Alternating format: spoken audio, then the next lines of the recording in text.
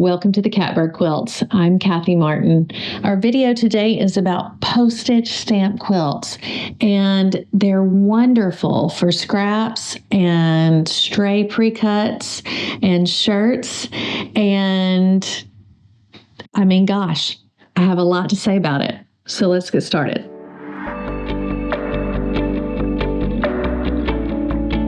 So the generally understood definition of postage stamp quilt pieces is the finished piece size is an inch. And because I'm me and curiosity killed the cat, but satisfaction brought it back, I had to measure. So here's my stamp, which, shocker, I have postage stamps. Let's just measure it for fun. It is 7/8 of an inch by an inch. So I'm not going for that as a goal. Let's just call it 1 inch and be good. Postage stamp quilts are great because they use up all manner of scraps, whether they're itty bitty crumb strips or half a fat quarter that you don't know what to do with, or maybe you have some jelly roll strips that it's just stray ones that now don't go with anything else. Or maybe you're like me and you use linen and regular shirts and sheets and skirts and they're odd shapes. And what do we do with all this? That's the beauty of the postage stamp quilt, and probably how it has arisen in history. It's like, wow, I only have this tiny little square, but I don't want to throw it away. Let's put it in a postage stamp quilt. So our goal today, or my goal in doing this video, is to show you how, even though they're fiddly because the pieces are very small, I mean, they're not tiny. They're not itsy bitsy teeny weeny like some of the quilts that we saw at QuiltCon 2025 that had half or quarter-inch piecing. My goodness. But they are small, and so they're kind of fiddly. And what I have found is that using these tips and techniques to make it more precise actually redeems the fiddly and makes it satisfying and rewarding and fun, at least for me, and I hope for you too. The other thing that I want you to come away from this video with is that you don't have to sweat the small stuff. And it literally is all small stuff. I'm not sure if you're familiar with that book by Richard Carlson, and I will sidebar here, I tend to sweat the small stuff. Like, I do. But I have found in making now three plus quilt projects that, despite mistakes with folds and trapezoidal, not square pieces, and in the end, you cannot tell. It's not just from a galloping horse that you can't tell. You can't tell up close. And I'm going to show that to you so that we have this balance of, it's so rewarding to have those pieces come together just right. But when they don't, it doesn't matter. So let's get really started on all of these little ways that can make your postage stamp quilt fun and satisfying. So I mentioned that postage stamp quilts are good for scraps and pre-cuts and shirts. And then I have another little subset of those. So this is what you may have going into your postage stamp quilt. So these are just literal scraps from my scrap bin. These were in my fabric stash, and you can see they're K-facet fabrics that I had left over from a previous project that I would really like to use effectively. Here are some shirt pieces. This one is a sleeve that I have managed to put a hole right in the middle of it, so I don't have all of that available for use. This is a shirt piece that I've used the whole shirt, and this is all I have left. And so it seemed like a great time to use it. And then we'll get into this in just a minute, but these are pieces that I have from my scrap bin that I think might be useful to specifically cut, aka fussy cutting. So let's start with the scrap pieces and we'll go from there. All right, there are all kinds of postage stamp quilts, like this one that is essentially a color wash that I did piece by piece, so little bitty piece by little bitty piece. And that can be really fun to do. This one is, you can tell it's a practice piece for binding and also for free motion quilting, but I did this as a strip set. I'm going to show you that. And then this is the quilt that I've been working on. And it's neither the color wash or a checkerboard. Honestly, it's a whole quilt that I modified to do postage stamp size. So if you're wondering, this is the Meadowlark by Penelope Handmade. It is a wonderful pattern. I encourage you to check it out, get it, show her some love. But I made it in miniature so that I could do the whole entire quilt as a baby quilt. And this one, and I've made one like it, which I will show you in a little bit, but this is the one that I've learned the most on, and why I have some tips to show you. I don't have a 1.5 inch ruler. So what I'm going to do is I'm going to start with this long piece and just get my ruler out. It happens that I cut that one pretty straight before we got here, and it was just in my scrap bin this way. I'm just going to cut this to 1.5 inch. Now, when you're doing your cutting, I encourage you to use one of the helps that are available. This one has a lip edge, so I'm going to use that on my cutting mat to make sure I'm nice and straight. So I'm hanging it on the edge of my cutting mat. The whole goal is just to cut either strips or pieces into those 1.5 inch wide strips or squares. And I have rulers that have silicone dots on the bottom. Many of you have said things like skateboard tape, all sorts of rough up the underside of your ruler works effectively.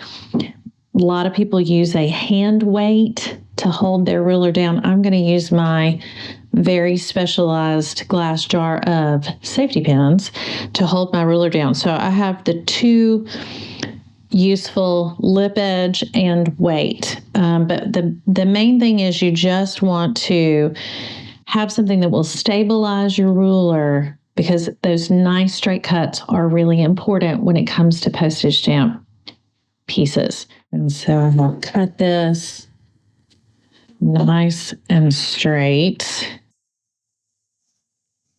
Should change my blade. This edge seems to be pretty straight. So I've got this lined up on my mat, but I'm actually going to be using my ruler as well. And that will keep it nice and straight.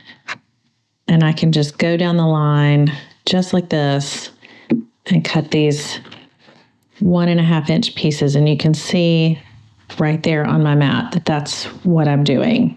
And I would do that the rest of that way on the strip.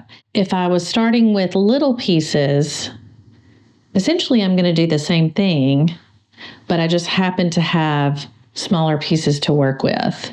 So you can see I can use my smaller ruler to just figure out where that 1.5 inch mark is and then do the same. And because I wouldn't be using this piece as a strip sewn piece, it's too small, I'm just going to cut the squares by themselves, if that makes any sense. If I was doing a long row of strip sewing, I would want to keep as long of the piece as possible. But this is just little, almost like crumbs that I have in my scrap bin. You might find yourself in this situation, which is where you just have like one random 2.5 inch square. This one happens to be 2 by 2.5. And in that case, I literally just use the corner of my smallest ruler. This is the smallest ruler I have. And just kind of lop those edges off. And now I have a piece that will go along with these others. So you can see here that I'm using, this would be great for one of those color wash projects because it's roughly in the red family. Those of us that use shirts might find ourselves with this, which is like, this was obviously part of a sleeve. It's really the same process. This one I obviously cut on a curve. In that case, you want to square it up.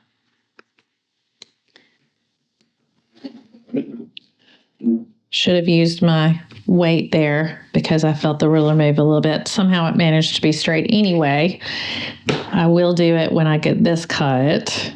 So I've got my lip edge again. I'm going to use my weight. And then now I've got that strip that I was talking about. And I would do exactly what I just did and use my little ruler to cut that into small pieces. If you are working with precuts, you might have a honey bun, which if you have a honey bun, that is actually 1.5 inch strips. So you don't have to do anything to a honey bun except just either use it in your strips or cut it into the little pieces. What I happen to have and what I'm going to be using for an example in our sewing part is these long strips, long but partial strips of a jelly roll. A good friend / viewer sent me a jelly roll of K-facet strips, and I love them, but I ended up with kind of an odd amount of them, and it's not enough for a whole quilt, and I'm not about to go buy a whole other jelly roll of K-facet strips just to match up, because then I'll probably end up with more leftovers. So for this project, I'm going to actually trim my 2.5 inch strips down to 1.5 inch strips, and then that's going to work for me. So this is going to be used in strip sewing, which we'll see in just a little bit. And you might think, oh gosh, what a shame to cut these 2.5 inch strips down, but better to cut them down and use them in my postage stamp quilt than to have them languishing unused in my fabric stash. Wouldn't you agree? Not to mention that sometimes the pre-cut strips, because they have that pinked edge, can be frustrating to work with. So now I've gotten this down to a strip, which I will use in strip sewing in just a little bit.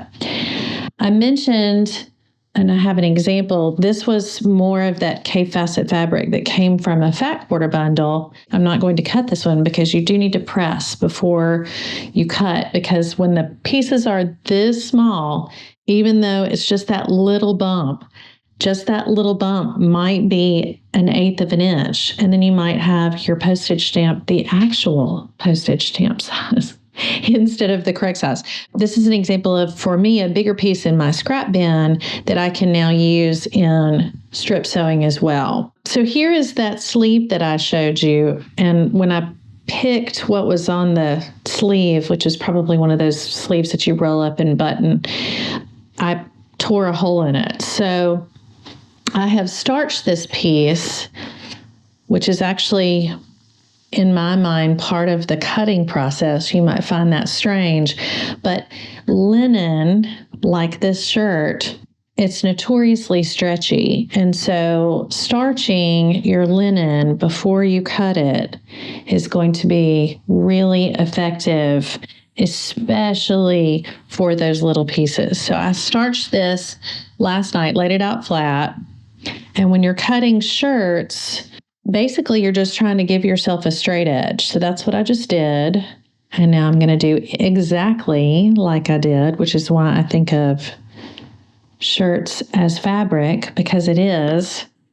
And now I've just cut that into a strip. When I go to strip sew this, if I don't do it right now, like I'm going to show you, I'm just going to cut whatever is not square off. So if I had this on both sides, I would cut the other side.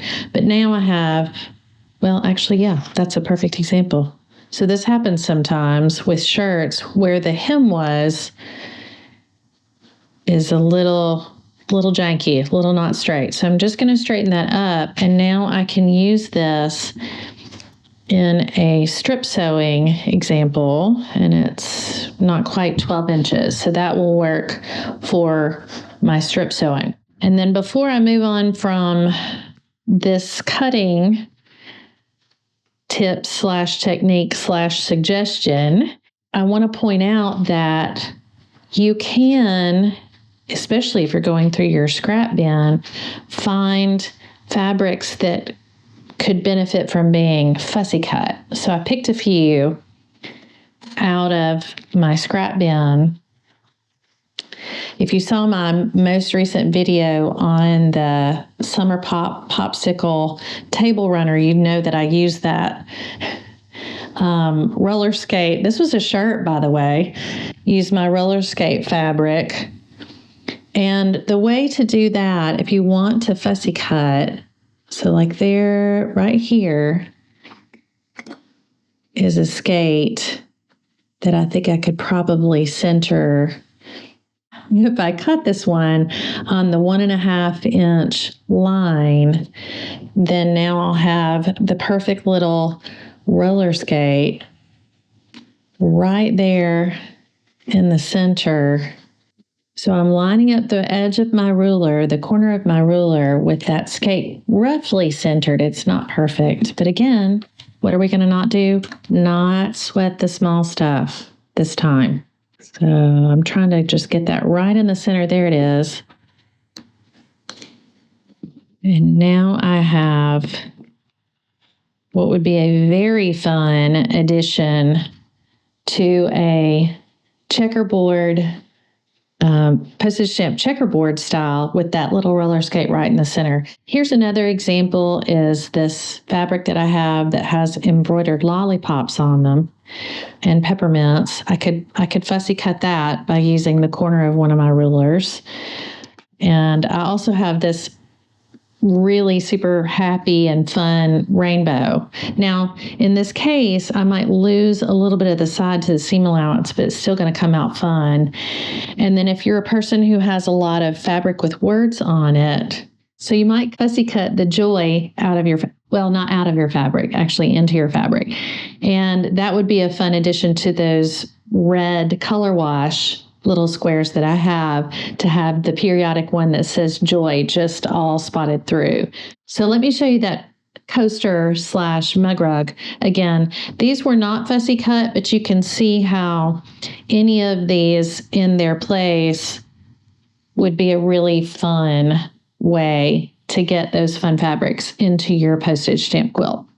All right, so I'm going to be demonstrating 2 different projects today. One is the checkerboard style using strip sewing, and the other is I'm going to make a partial block of that meadowlark, because there's a couple of points I want you to see there. So here we are. I have pre-cut the 1.5 inch strips of sheet that I'm using for my background and for the opposing strip. Here's this K-facet strip from a jelly roll that I am going to use. So again, I'm just going to cut this down to the size that I want.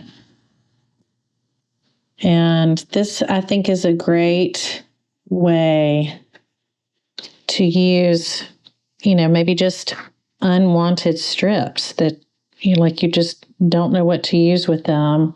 Some of these, I don't know about you guys, but they end up in my scrap bin, and they're not really scrap. They're perfectly good pre-cuts, but they're not getting used. So you can see here that I have cut that right down to a 1.5-inch strip size. And that will get paired up with this background strip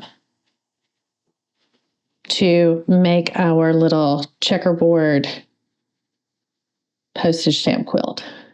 I did want to show you briefly, if you're cutting linen and you're cutting in a shirt, wonderful thing that you can do is pull a thread to get your grain line. So you can see where I pulled, this one is actually woven in Oxford cloth style. So it's linen, but it's an Oxford cloth. And so there are white threads going one direction and dark pink threads going another direction. So I've cut this to get the grain line, and that helps to know where to cut. Although I will tell you, again, in our Don't Sweat the Small Stuff, if you miss the grain line, it really doesn't matter that much. And you can see that when I starch this fabric, it has a little bit of a warp right there.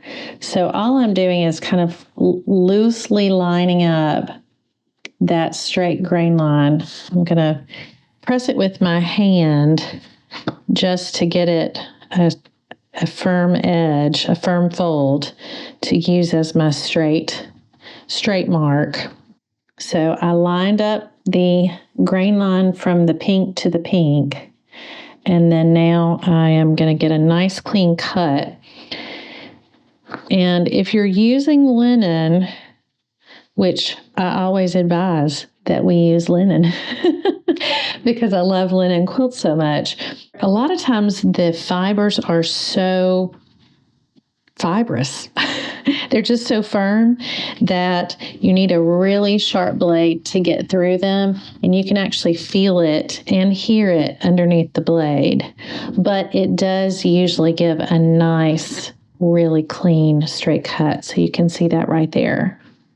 And what I'm going to do with these pieces, once I get them cut, is I'm going to make that example block from the baby meadowlark. So I left that really still, so it's right where it needs to be. I've got my weight on, and I'm just going to make that nice straight cut. If I would do it quicker, it would probably be even straighter, but for the purposes of showing you.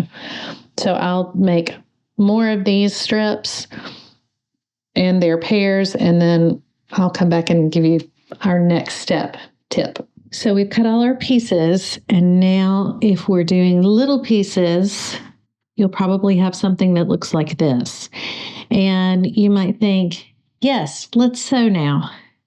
And I often do this, but if I really want it to be nice and straight, I will put a pin in these little bitty pieces. And here's why. Sometimes my cutting is not nearly as accurate as I think it is. And sometimes just taking that extra step to put the pin in, that's when I realize, oh gosh, these are not exactly square. So it just kind of depends on what mood I'm in, how accurate I think my cutting has been.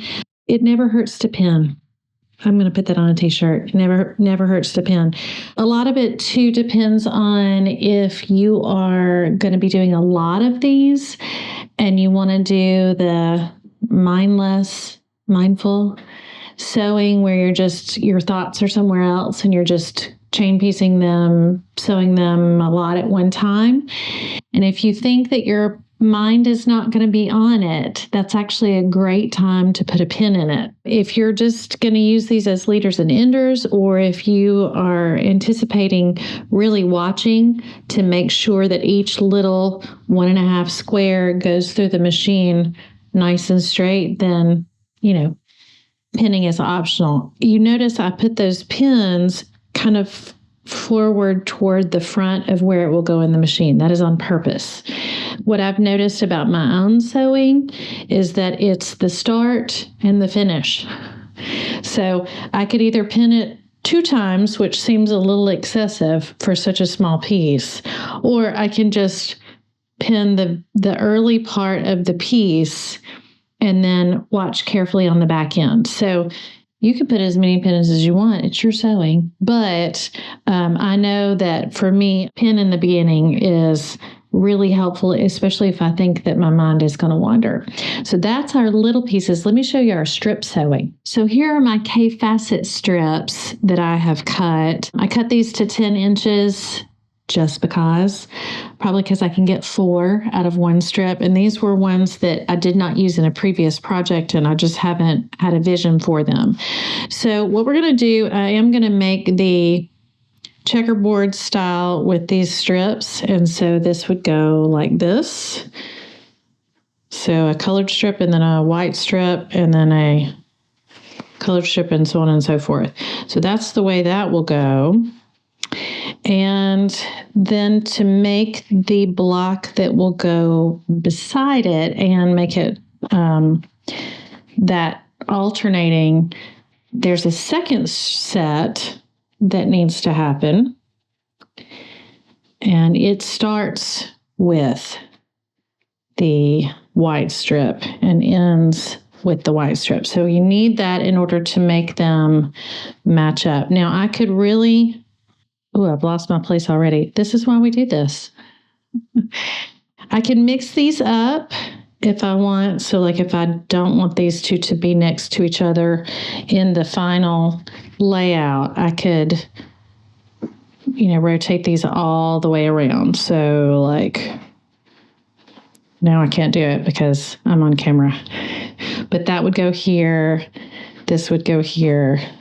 This would go here. This one would go here, and then we're going to end with that white one. And so we're going to use one fewer brightly colored strip for our matching pieces. And I do pin these pretty much every time, unless I'm just feeling really reckless.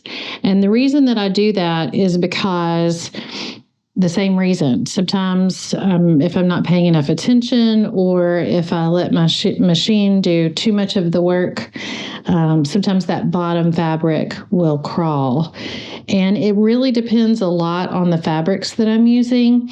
This happens to be a pre-cut, as you know, that I have cut down. And so I'm just really putting enough pins to anchor it in place. So if I have a shirt that is very, very smooth or slick, I most definitely will put pins in it, because what can happen is as the feed dogs are pulling the fabric through, the slippery one will slide out of place. And then the next thing I know, I don't have nice straight strip sets. So that's what I'm making here, is strip sets that we will then attached to each other after we sew and press them. So that's that in a nutshell. And you notice I didn't cover it in pins. I did a pin at each end, and look, you can see that my white strip is just a little bit longer than my colored strip. And this is kind of the reason that we do this pinning, so that they stay nice and straight. I can also notice sometimes when I pin,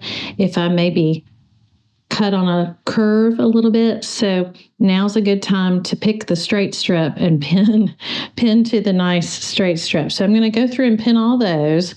There is one other that I want to show you, and that is the linen shirt that I'm working with. And I will get that and show you that now. So here I have my strip sets for the Meadowlark that I'm using as an example. And you'll notice I put more than just 3 pins in these. And the reason for that is, even though this linen is starched and is a little bit grippier than it would be otherwise, and does behave a little bit more like paper, linen tends to spread. It relaxes. It doesn't really stretch as much as it just relaxes. And sometimes, again, just like I mentioned, as it goes through the feed dogs, they may not pull evenly. And so if I pin it at more places throughout that strip, it's like insurance. I just know that it's going to stay put. And so now we are pinned and ready to do the next step, which is my favorite. and all of our favorite, which is sewing. So the sewing part is arguably the most enjoyable part. However, with postage stamp quilts, the seam allowance, if it wasn't already important to you, you might want to let it become important to you, because as we do those strip sets and then cut them, the better the sewing, the better the seam allowance, the better chance they're going to nest and have that super rewarding, everything comes together on the point feeling. Now, I feel like I should say at this point, this is one of those don't sweat the small stuff, but also kind of the better it goes, the more rewarding it feels. I'm saying the word rewarding or satisfying on purpose. There is a difference between being under the yoke of perfectionism and worrying about people noticing that your points line up, don't line up, or do line up, versus the satisfaction of nesting those seams and then you press them open, you press your block, and they really did come together at the point. And to me, that's when the fiddly gets fun, is when it comes together. If that is not a goal for you, that is okay. But if you're going to be doing these little bitty pieces, maintaining a consistent seam allowance is actually more important than however wide your seam allowance is. So the kind of rule of thumb is a 1/4 inch seam allowance, but what is most important is that it is consistent throughout all of your pieces for your whole block, and then that becomes your whole quilt top, really more than nailing that perfect seam allowance. So if you sew a fat 1/4 inch, if you sew a skinny 1/4 inch, or if you are just reliably right on the money, does not matter, as long as you do whatever you do consistently with every piece throughout the whole block and then from block to block. You see me holding this, I'm gesturing with it. This is a thread bunny. You can also use leaders or enders. The theory here is you take a piece of fabric, this happens to be a couple of pieces put together, and you run this through your sewing machine first before you start your actual piecing. And I'll give you a close-up of that. You can see right here where I had extra leftover thread. When I went to sew this seam right here, it gobbled up that extra thread and made this kind of little baby bird's nest right there. Look, it's actually on several places, here, here, here, and here. This would normally not be an issue, and a lot of times I don't care, but when your piece ends up being just that size right there, all of a sudden it becomes more important. So we're not folding back this whole piece, which will stabilize. We're going to be working with a little piece. So I'm going to use a thread bunny for mine. You can also use a leaders and enders kind of project. I have one of those going as well. So I also have a linen checkerboard quilt in the works. This is one of the leaders and enders. I don't know if it was a leader or an ender, pressed toward the dark side. Here you can see this is one that I haven't pressed yet, and that's why I have dark thread, because I was working with the dark background, and so I had dark thread. So either way, whether you use a leaders and enders or a thread bunny, it's a great way to avoid those little thread nests on your very precise project.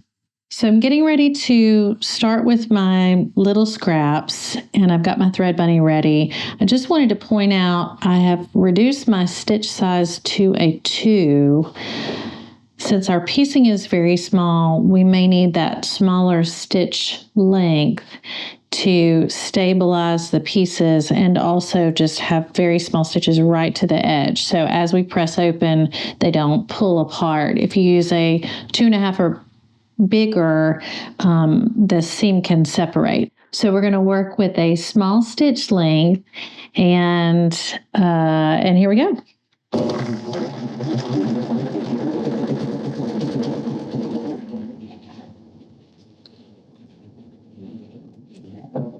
I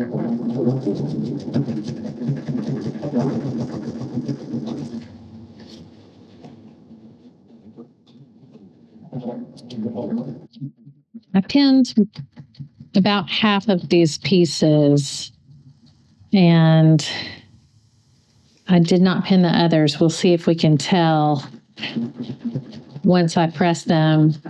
We'll see if we can see a difference in the pinning versus the not pinning. It'll be interesting to see. I've never done that as an experiment.